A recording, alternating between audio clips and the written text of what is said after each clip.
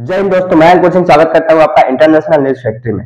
आज हम लोग चर्चा करने वाले हैं एक ऐसे डिफेंस न्यूज के बारे में, इंडिया के लिए एक ऐसे गौरवान्वित पल के बारे में जिसके चर्चा इंडिया के अखबारों में तो है ही, इंडिया के साथ साथ विदेशी अखबारों में भी है। तो आइए जानते हैं कि वह न्यूज क्या है। न्यूज यह है कि आप देख सकते हैं, जैसा कि पीछे हेडलाइन में, कि भारत ने अपने अग्नि 4 मिसाइल का रेंज बढ़ाया है और उसका सफल प्रक्षेपण किया है। बीते दिन शुक्रवार को रक्षा मंत्रालय के अधिकारियों ने ट्वीट करके यह जानकारी ट्विटर अकाउंट पर, सोशल मीडिया अकाउंट्स पर और अखबारों में भी इस जानकारी को निकाली गई है कि भारत ने उड़ीसा के चांदीपुर से अग्नि 4 बैलिस्टिक मिसाइल का सफल प्रक्षेपण किया है। उसने अपने तय मानकों को पूरा किया है और वह अपने तय एक्यूरेसी के साथ हमला करने के लिए एकदम तैयार हो गई है और उसे जल्द से जल्द अब सेना को सौंप दिया जाएगा, उसकी और भी ज्यादा वैरायटी बना करके। तो इस तरह से भारत ने अपने अग्नि 4 मिसाइल का रेंज बढ़ा करके 4000 किलोमीटर कर लिया है और उसका सफल प्रक्षेपण भी कर लिया है। देखिए, अगर यदि बात की जाए अग्नि मिसाइल की, तो अग्नि मिसाइल भारत के द्वारा बनाई गई एक बैलिस्टिक मिसाइल है जो लॉन्ग रेंज में हमला करने के लिए बनाई गई है। देखिए, छोटे रेंज में हमला करने के लिए क्रूज मिसाइल बनाई जाती है, लेकिन जब बड़े रेंज में किसी बड़े देश पे हमला किया जाता है ना, तो उसके लिए बैलिस्टिक मिसाइल बनाई जाती है। जैसे दूसरे द्वीप पे हमला करने के लिए, दूसरे महाद्वीप पे हमला करने के लिए, किसी बड़े देश जैसे चाइना जैसे देश पे यदि हमला करना हो तो क्रूज मिसाइल से नहीं हो पाएगा, क्योंकि क्रूज मिसाइल छोटे एरिया में हमला करने के लिए होता है। तो इसके लिए हम लोग को बैलिस्टिक मिसाइल बनाना पड़ता है। अग्नि 4 भारत के द्वारा बनाई गई एक बैलिस्टिक मिसाइल है जो लॉन्ग रेंज में हमला करने के लिए काम आती है। यह एक परमाणु संपन्न मिसाइल है जो कि परमाणु हथियार भी लेकर के जा सकती है और इसके साथ साथ यह सतह पे मार करने वाली मिसाइल है। ये जो अग्नि 4 मिसाइल है वो सतह से सतह पर मार करने वाली बैलिस्टिक मिसाइल है। लेकिन आप इस न्यूज में बार बार एक शब्द देख रहे होंगे, बैलिस्टिक मिसाइल। बैलिस्टिक शब्द यूज किया गया है। तो क्या आपको पता है कि इस बैलिस्टिक शब्द का अर्थ क्या होता है? तो इससे बैलिस्टिक शब्द को समझने के लिए आपको पहले मिसाइलों की एबीसीडी समझनी पड़ेगी कि आखिर मिसाइल काम कैसे करती हैं, कितने प्रकार की मिसाइलें होती हैं, इन्हें स्ट्रेटेजिक, टेक्टिकल, इस प्रकार कई प्रकार में डिवाइड किया जाता है उनके रॉकेट के आधार पर, उनके कार्य के आधार पर। तो इस प्रकार मिसाइलों को डिवाइड किया गया रहता है। तो इसे समझने के लिए हमें पहले मिसाइलों को समझना पड़ेगा कि आखिर मिसाइलें काम कैसे करती हैं। तो आइए हम लोग समझते हैं मिसाइलें आखिर काम कैसे करती हैं। देखिए, बात करें मिसाइल की, तो मिसाइलें ज्यादा खतरनाक नहीं होती हैं। अब आप बोलेंगे मिसाइलें ज्यादा खतरनाक नहीं होती है, ऐसा क्यों? देखिए, मिसाइल ज्यादा खतरनाक नहीं होती है, उसमें जो पेलोड भरा रहता है ना, उसके आधार पर मिसाइल को खतरनाक बनाया जाता है। यदि पेलोड में आप लोग परमाणु हथियार भर दिए, परमाणु परमाणु भर दिए, तो वो जब मिसाइल जाएगी ना तो वहां पे परमाणु हमला करेगी। लेकिन वही वारहेड में आप कुछ वैसा आईडी वगैरह रख देना तो वो कम ब्लास्ट करेगी, कम नुकसान पहुंचाएगी। तो मिसाइलें ज्यादा खतरनाक नहीं होती हैं। जो उसमें यूज हुआ होता है विस्फोटक, उसके जगह पे जो पेलोड में आप जो भी सामान भरे रहे ना, उसके हिसाब से वो हमला करते हैं। मिसाइल का काम क्या है?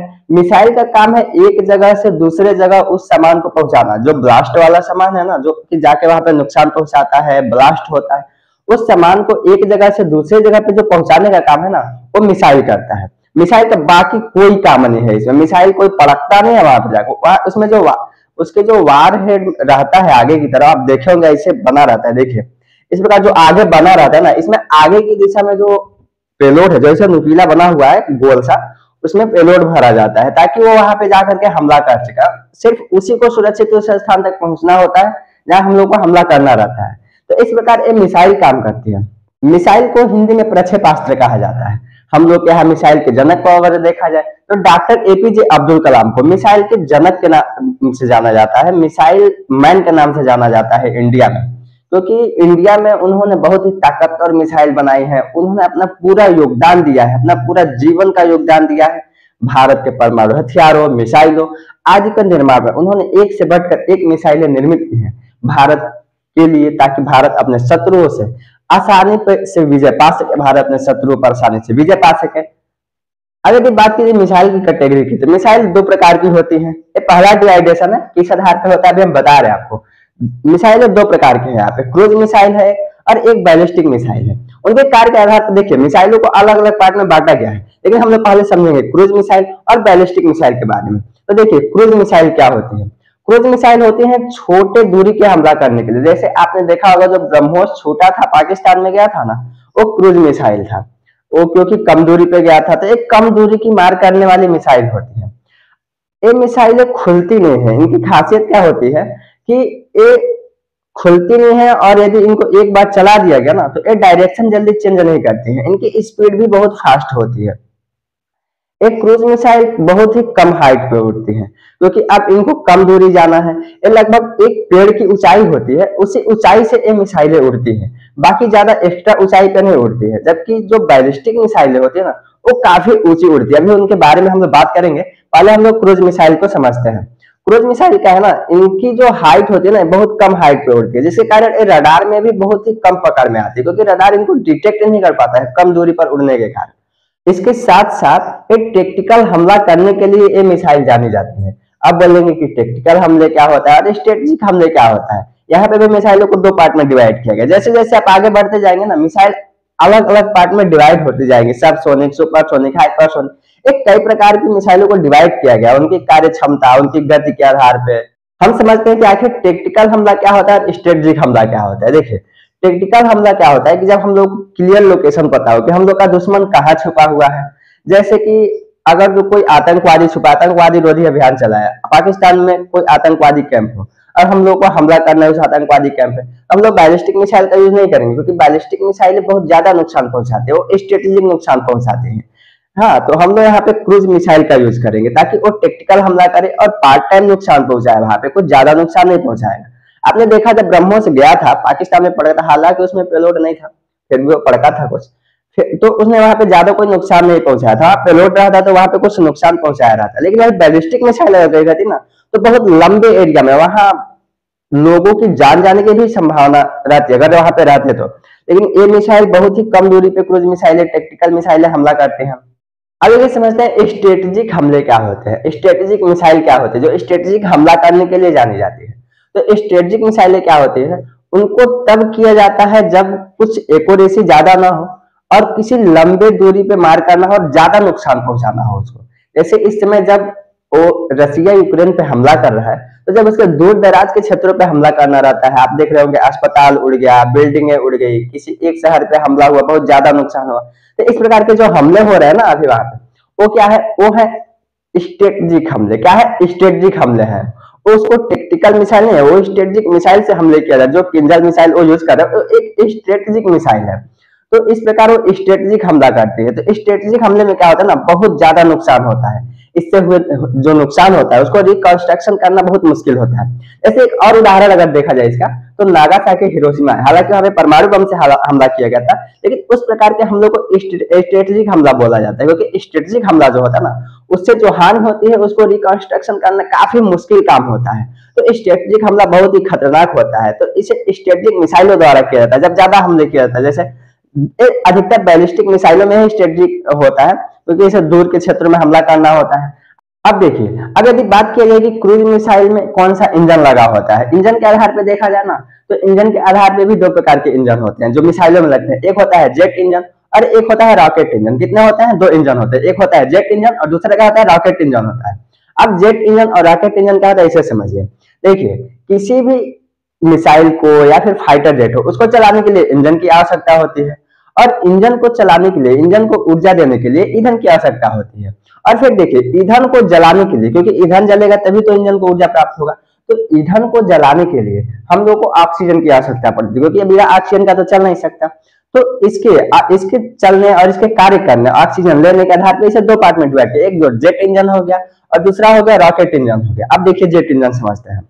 जेट इंजन अक्सर क्रूज मिसाइलों में यूज होता है और फाइटर जेट में यूज होता है। क्यों, क्योंकि ये वायुमंडल के अंदर चलते हैं। जेट इंजन में क्या होता है ना, जो उसे ऑक्सीजन की आवश्यकता पड़ती है अपने ईंधन को जलाने के लिए और इसे मिसाइल को ऊर्जा देने के लिए, फाइटर जेट को ऊर्जा देने के लिए, तो इसमें क्या होता है, वो ऑक्सीजन अपना पर्यावरण से ले लेती है, क्योंकि वो तो कम दूरी पे ना उड़ती है, कम हाइट रहती है उसकी। वो पेड़ के लगभग, जो बड़े पेड़ होते हैं ना, उन्हीं के आकार इतनी ऊंचाई पे वो मिसाइल उड़ती है। तो वो मिसाइल क्या करती है कि वो पर्यावरण से ही ऑक्सीजन को ले लेती है, पर्यावरण से ही ऑक्सीजन को छाट लेती है और उसी से लेकर के उस ऑक्सीजन से ईंधन को जला लेती है और ऊर्जा मिल जाता है उसको।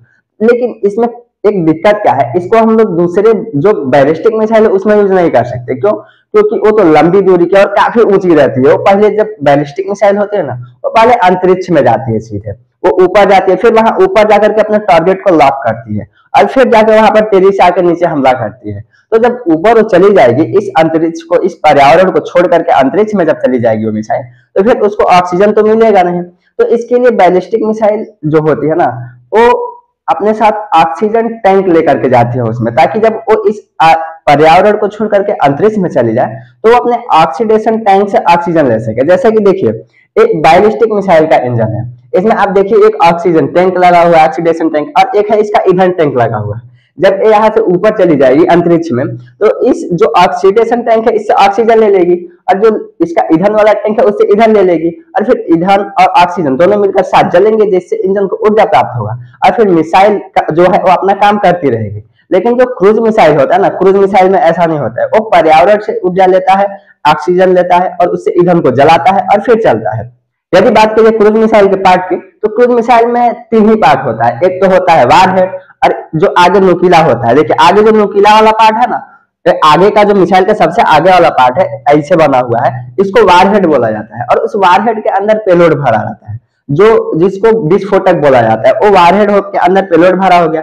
और इस पेलोड और वारहेड को ले जाने के लिए एक मिसाइल लगी होती है बड़ी सी पीछे, वो मिसाइल है। मिसाइल का असली काम यही है कि उस वारहेड और पेलोड को जहां ब्लास्ट करना है उस जगह तक पहुंचाना, उसके लक्ष्य तक पहुंचाना। मिसाइल का सिर्फ यही काम है, बाकी कोई काम नहीं, बाकी जो काम है वो वारहेड और पेलोड करता है। तो इसमें तीन ही पार्ट होता है, क्योंकि इसको तो खोलना नहीं रहता है, कम ही दूरी जाना रहता है। तो इसमें तीन ही पार्ट है, एक क्या है मिसाइल हो गया, एक हो गया वारहेड, और तीसरा क्या होगा पेलोड, जो उसके अंदर भरा रहता है। देखिए अब तो हो गया एक क्रूज मिसाइल। अब हम लोग समझते हैं बैलिस्टिक मिसाइलों के बारे में कि आखिर बैलिस्टिक मिसाइलें क्या है। देखिए बैलिस्टिक मिसाइलों का रेंज बहुत ज्यादा होता है, वो बहुत दूर के हमला करने के लिए होती है। जैसे अगर हम लोग को यहाँ से ऑस्ट्रेलिया पे हमला करना हो, यहाँ से अमेरिका पे हमला करना हो, यहाँ से सऊदी अरबिया पे हमला करना हो, या फिर यहाँ से चाइना पे हमला करना, चाइना को उस दिशा में हमला करना हो जो इंडिया से काफी दूर है, तो इस प्रकार के हमलों के लिए हम लोग बैलिस्टिक मिसाइलें यूज करते हैं। इन मिसाइलों में क्या होता है, इनकी हाइट बहुत अधिक होती है, ये बहुत ज्यादा दूर तक जाते हैं। मतलब हाइट का मतलब कि ये बहुत ऊंचाई तक जाते हैं। देखिए पृथ्वी गोल है ऐसे। अब क्या है ना कि यदि हम लोग बैलिस्टिक मिसाइल को यहाँ से दाबेंगे उस देश पे जाने के लिए, तो ये तो अंत, देखिए पृथ्वी तो गोल है, देखिए पृथ्वी इस प्रकार से गोल है। अब यदि हम लोग को हमला करना है यहाँ से, मान लीजिए एक तो एग्जाम्पल किसी दूसरे द्वीप पे, महाद्वीप पे, तो हमको हमला करना है, तो ये तो लॉन्ग रेंज मिसाइल है। यदि हम लोग पृथ्वी ऐसे गोल है और यदि हम लोग यहाँ से इंडिया से मिसाइल दागे, तो ये तो सीधे अंतरिक्ष में चली जाएगी ना, उस देश के पास तो जाएगी नहीं, क्योंकि पृथ्वी तो पूरी गोल है। तो हम लोग को क्या करना पड़ता है, इसके लिए मिसाइलें जो बनाए वो सोचे, और फिर इसको क्या किए, ये मिसाइल पहले अंतरिक्ष में जाती है सीधे। जब इसको छोड़ेंगे ना तो ये सीधे पहले ऊपर अंतरिक्ष में चली जाएगी, और अंतरिक्ष में जाने के बाद से ये वहां से अपने टारगेट को फिट करेगी कि उसे कहाँ पे हमला करना है। वहां से तो अंतरिक्ष से पूरी पृथ्वी दिखाई देगी, क्योंकि पृथ्वी घूमती रहेगी, और वहां से अपने टारगेट को फिक्स करता है, और फिर जाकर वहां से बहुत ही तेजी से अपने टारगेट की तरफ बढ़ता है और वहां पे गिरता है। तो इन मिसाइलों में जो होती है ना, हाइट बहुत ही अधिक होती है, हाइट और रेंज दोनों इनका बहुत ही अधिक होता है। और तीसरी बात देखिए, ये मिसाइलें पार्ट में खुलती जाती हैं, क्योंकि देखिए इस आप देखे होंगे कि जब चंद्रयान गया था या कोई भी ऊपर का रॉकेट लॉन्च होता है, तो जैसे जैसे ऊपर जाता है उसके पार्ट खुलते जाते हैं और उसमें से अलग होते जाते हैं। उसी प्रकार के इस बैलिस्टिक मिसाइलों में भी होता है। जब इस मिसाइल को लॉन्च किया जाता है और मिसाइल ऊपर की तरफ जाती है, तो ये जैसे जैसे ऊपर की तरफ बढ़ती जाती है ना, तो ये मिसाइलें खुलती जाती है नीचे से, और अंत में जाते जाते इसको देखिए, इस मिसाइल को टोटल 4 पार्ट से बनाया गया है, ए बी सी डी। इसको अगर 4 पार्ट में डिवाइड किया जाए तो ये तो 4 पार्ट हो गए मिसाइल वाले, और बाकी का इसके आगे का वारहेड और पेलोड होता है। तो जब मिसाइल अपने इस पर्यावरण को छोड़कर ऊपर जाती है ना, तो इसका ए और बी पार्ट खुल जाता है, ठीक है। अब बचा कितना, सी डी पार्ट बच गया, और बच गया आगे का वारहेड और पेलोड। अब देखिए जब ऊपर से इसे नीचे आने होता है, जब ये अपने टारगेट की जितनी ऊंचाई पर जाना है चली जाती है। अब वहां से अपने टारगेट को लॉक करने से पहले क्या होता है, इनमें से सी पार्ट भी अलग हो जाता है, जब अपने मैक्सिमम ऊंचाई तक पहुंच जाती है।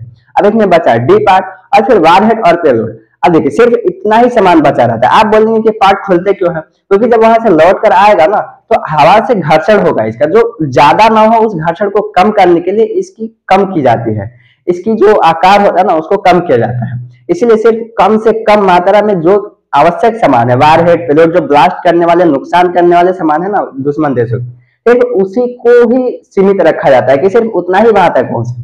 अब देखिए अब बचा डी पार्ट, वारहेड और पेलोड। अब जब मिसाइल वहां से टारगेट लॉक करके टारगेट की तरफ बढ़ेगी, तो दुश्मन देश तो वैसे बैठे नहीं होंगे चूड़ी पहन के, वो लोग भी तो आखिर कोई एंटी जो मिसाइल सिस्टम रहेगा उसको लगा के बैठे रहेंगे, अपना रडार सिस्टम लगा के डिटेक्ट करने के लिए, मिसाइलों को मारने के लिए बैठे रहेंगे।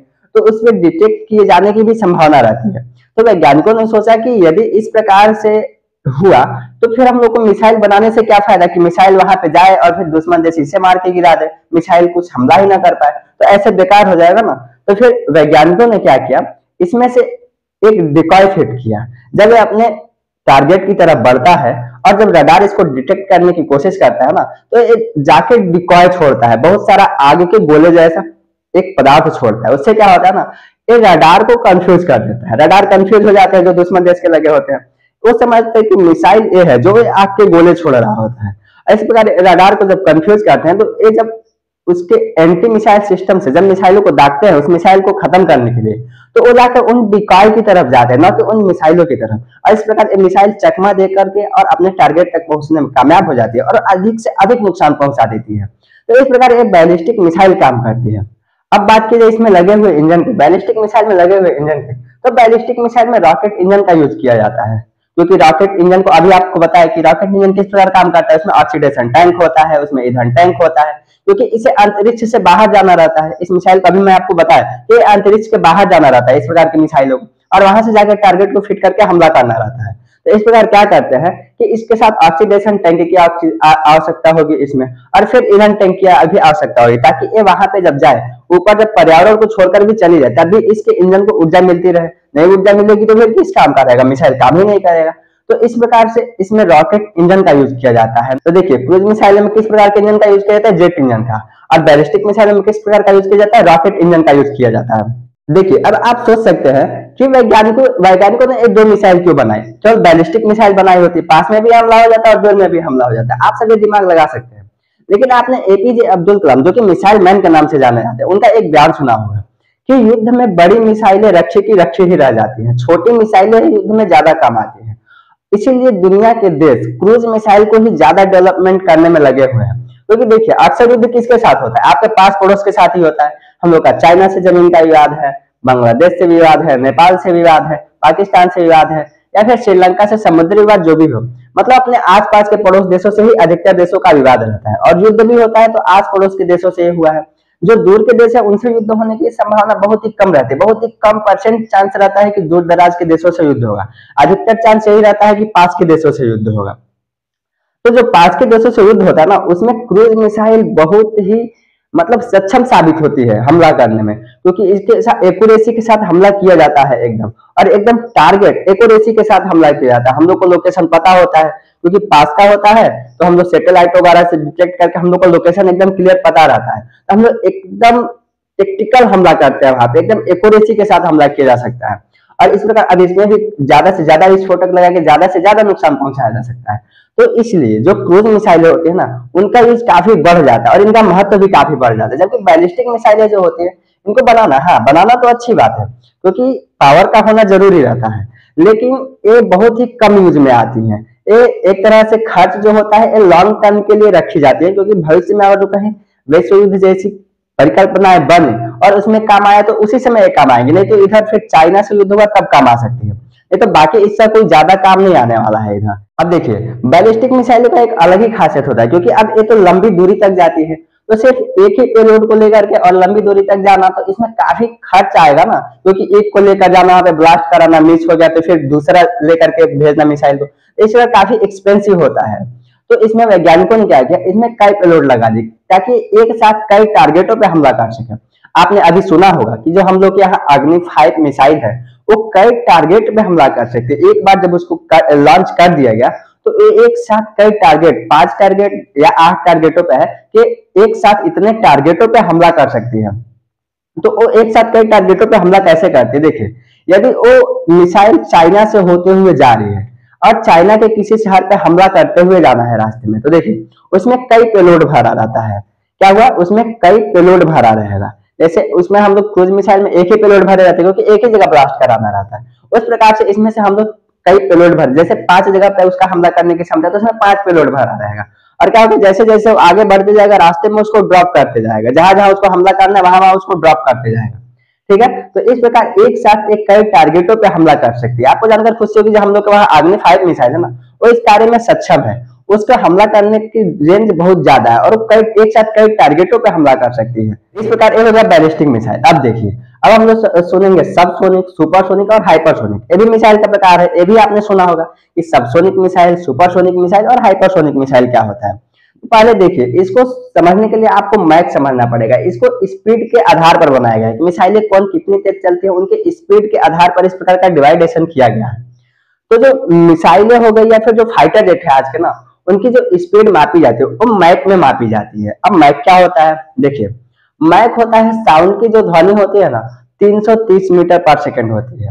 तो देखिए जो वस्तु उड़ रही है उसकी चाल ले लीजिए और डिवाइड बटा में कर लीजिए जो साउंड की चाल होती है, कि आखिर साउंड की स्पीड कितनी है। तो साउंड की स्पीड तो फिक्स है, 330 मीटर पर सेकंड होती है। तो आप देखिए जो वस्तु की चाल होगी ना उसको ऊपर कीजिए और नीचे कीजिए साउंड की स्पीड को, इसको डिवाइड कीजिए। यदि मान लीजिए 660 मीटर पर सेकंड की स्पीड से कोई उड़ रही है कोई वस्तु, और नीचे 330 मीटर पर सेकंड किसकी स्पीड हो गई, वो हो गई आपकी ध्वनि की चाल। तो इसमें डिवाइड करेंगे ना तो 2 आंसर आएगा। तो वो 2 क्या हो गया, वो 2 मैक हो गया, क्योंकि ये ध्वनि की चाल से दोगुना स्पीड से उड़ रही है। इस प्रकार इसे 2 मैक के नाम से जानते हैं। ये हो गया मैक का फार्मूला, आप इसे देख सकते हैं। मैक इसी प्रकार से निकाला जाता है। तो फाइटर जेट जो होगा और मिसाइल हो गए, उनकी स्पीड को मैक के हिसाब से नापा जाता है कि वो कितनी मैक की स्पीड से उड़ रही हैं। जो फाइटर जेट हो या फिर मिसाइल हो कोई भी, उसे मैक में नापा जाता है। तो देखिए सबसोनिक मिसाइल उसे कहा जाता है जो 1 मैक से भी या 1 मैक से कम की स्पीड से उड़ते उसे सबसोनिक कहा जाता है। और सुपरसोनिक किसे कहा जाता है, जो 1 मैक से लेकर के और फिर 4 मैक तक की स्पीड से उड़ती है उसे सुपरसोनिक कहा जाता है। और हाइपरसोनिक किसे कहा जाता है, जो 5 मैक या 5 मैक से ऊपर की स्पीड से उड़ती है उसे हाइपरसोनिक मिसाइल कहा जाता है। देखिए भारत के पास सबसोनिक मिसाइल भी, भारत की निर्भय मिसाइल है ना वो सबसोनिक मिसाइल है। आप बोलेंगे कि सुपरसोनिक कौन है, तो ब्रह्मोस एक सुपरसोनिक क्रूज मिसाइल है। ब्रह्मोस क्या है, सुपरसोनिक मिसाइल है। और जो रसिया और इंडिया जो अभी एग्रीमेंट किए हैं उसके साथ, उस एग्रीमेंट के सहारे जो ब्रह्मोस 2 का निर्माण किया जा रहा है ना, वो एक हाइपरसोनिक मिसाइल है। उसकी जो स्पीड होगी वो 5 मैक से अधिक होगी। उसका जो निर्धारित किया गया है वो 8 मैक निर्धारित किया गया है स्पीड की। जो वो ब्रह्मोस 2 बनकर तैयार होगी ना उसकी स्पीड 8 मैक हो गए। अब सोचिए 8 मैक की स्पीड से उड़ेगी, उसका रेंज 1500 किलोमीटर होगा। बाद में उसके रेंज को धीरे धीरे बढ़ाया जाएगा, लेकिन वो 8 मैक और 1500 उसका रेंज होगा। ये तो आप लोगों ने समझ लिया सबसोनिक किसे कहते हैं, सुपरसोनिक किसे कहते हैं और हाइपरसोनिक किसे कहते हैं। भारत के पास वर्तमान में अभी हाइपरसोनिक मिसाइल नहीं है, उस पर काम किया जा रहा है। अब हम लोग समझते हैं गाइडेड मिसाइल और अनगाइडेड मिसाइल क्या होता है। अब गाइडेड मिसाइल क्या होता है कि किसी भी मिसाइल को यदि लॉन्च कर दिया गया और टारगेट यदि अपना रास्ता बदल लिया, तो फिर यदि उसके हिसाब से मिसाइल को भी रास्ता चेंज किया जा सके, उसके टारगेट को चेंज कर दिया जा सके, मिसाइल अपना ही रास्ता बदलते हुए जा सके, तो इन प्रकार के मिसाइल को गाइडेड मिसाइल कहा जाता है।